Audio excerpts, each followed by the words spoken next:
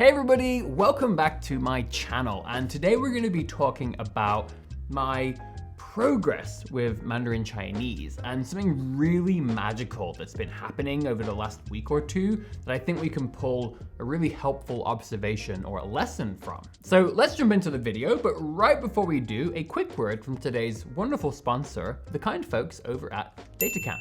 So DataCamp is an online learning platform that makes it easy to build data analytical skills at your own pace with interactive courses. I've been learning data science myself for the last year or so, and every time I mention it, lots of you say that you're also interested in building data skills. So I like DataCamp because there's no previous skill required to get started, but my favorite thing is the sort of skill and career tracks that they have, which basically curate an entire curriculum of courses you can take to achieve a certain goal, like becoming a data analyst, for example. The really cool thing is that the first chapter of every single course is completely free, and then subscriptions begin at around $25 per month, and there's no credit card needed to sign up. It's also nice because there's no special software that you need. You can do everything inside the browser. And so I just recently went through their entire Introduction to Python course, and I thought it was really well done. So I would just say, if you're interested in this stuff, and I know that many of you are, invest in yourself. Please use my link in the description and take a look at the first chapter of any course for free. And a big thanks to DataCamp for sponsoring this video.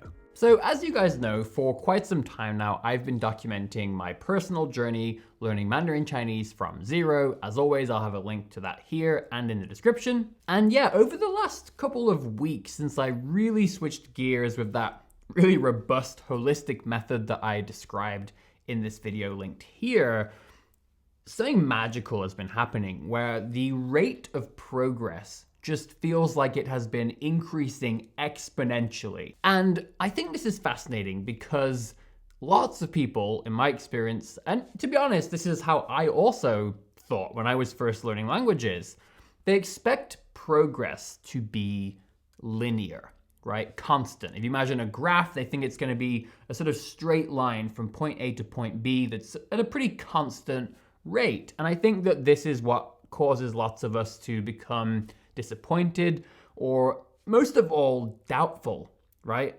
Are we doing it right? Are we ever going to get there? And I think that probably anyone who has learned a language fluently can relate to that and has gone through that at some point. But certainly a lot of you who are getting into this for the first time, you may still be feeling that now. To be honest, some of us may still feel that even after having done this for a while. But the thing about progress in language learning, and frankly learning anything else that I can really remember, it does not express itself linearly, right? Progress expresses itself in a very mysterious, sort of delayed fashion. And this makes me think of the beautiful analogy of the stone cutter. Now, I've discussed this in a previous video quite some time ago now. I first read about this in James Clear's book, Atomic Habits. But if you imagine the stone cutter, right? Who's got this big old stone, hammering into it, one hit at a time. And every time they strike the stone, you don't see any progress, right? It doesn't appear to be changing. Maybe a little chip here and there, right? That's like that little bump you get in language learning where you think, oh yeah, I did improve, right? But by and large, not a lot seems to be happening until that one blow where the stone just splits in two, right?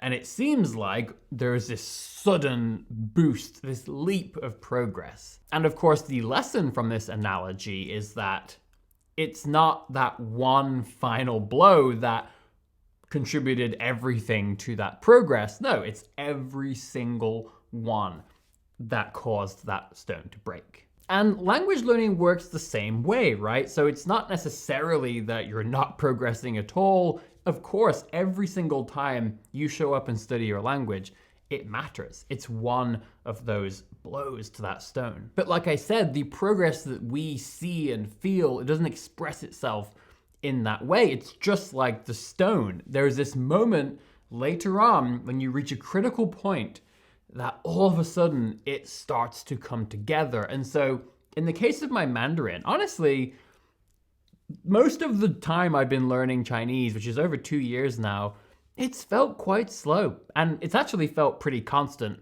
just constantly slow. So So I know I have been getting better all the time, and I've tried to make videos showing that progress and documenting all kinds of things, but it's not felt like I've made massive progress at any point. But thankfully, from experience, I know that that's normal, but I could certainly see how for someone doing it for the first time or second time, you may start to doubt yourself. But ever since I shifted gears, and in particular, since I had that second conversation ever, which was with Joyce from Inspire Mandarin, that video is coming out soon, I can't wait for you to see it. It was such an inspiring experience, but it was also just such a beautiful sort of closure on that first cycle of my method, right? So I did the transcription, I listened to it a whole bunch, I did some shadowing, this and that. Then I learned a bunch of words. I wrote, I think, 3 posts on Journaly, which was really, really helpful. And every time I did that, I learned a whole bunch. And then coming into that conversation, putting everything into practice. And then after that, what happened is the next day, I went and ordered my coffee in Mandarin Chinese because I know of a place where the owners are these wonderful people. I know that they are Chinese speakers. So I went there and I tried my best. It was such a cool experience. The next day, I ordered my lunch in Mandarin Chinese.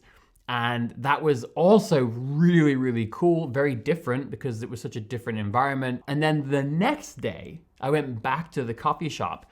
And this time I spoke to them for a lot longer and I learned a lot more. We had a bit more downtime and they taught me some new words, some phrases. And then today, what was interesting is that I just found myself having a walk, wanting to speak so badly that I just spoke to myself and I wanted to see how far I'd get. And I spoke for probably 15, 20 minutes, describing all kinds of things and I don't know. And then I've also found myself these last few days listening a lot more extensively, just turning on different podcast episodes, different people. I'm understanding more. The long story short is that it feels like my progress has just shot up, right? And it feels like it's happening so much faster. And that's sort of the lesson that I want to draw from here, right? It's just thinking back to that stonecutter, right? Even though it feels so just exponential right now, my progress all of a sudden, I think it's really helpful as we go through those earlier stages in language learning to keep in mind that even if it doesn't feel like at a given moment you're progressing, at the end of the day, every time you show up and study your target language, that's a hit to that stone, right? Every day that you spend time learning, that's another one and another one. And at the end of the day, if you just keep taking one step forward every day towards this moment that I'm now experiencing in Mandarin, right? If you hit that stone every day, it will break. It just will. You will get to that destination if you're taking one step forward every single day. And that's what I hope this helps to sort of portray. And one last thing I want to share that I think actually is really an interesting way to look at this is imagine a jigsaw puzzle where you have lots of puzzle pieces. They're all the same size, basically.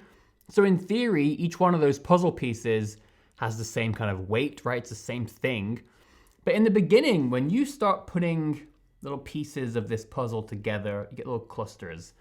It's almost like each individual piece doesn't really do a lot to help you see the full picture clearly, right? But once you get to a certain critical point, once you have enough pieces already down, then you put that one piece in and it connects a whole little section, right? Or you put that one piece here.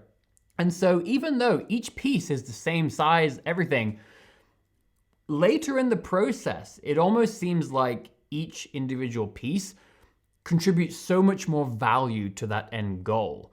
And that's a really beautiful way, I think, to think about what's happening with language learning, right? So please do let me know what you think in the comments. If you've learned languages successfully and you're kind of more experienced, let me know if this resonates. What are your experiences? But certainly anybody out there watching this who is struggling, who's feeling maybe, disappointed or a little bit doubtful because it doesn't feel like you're progressing at that constant rate that you would like, I just hope this encourages you to just keep hitting that stone.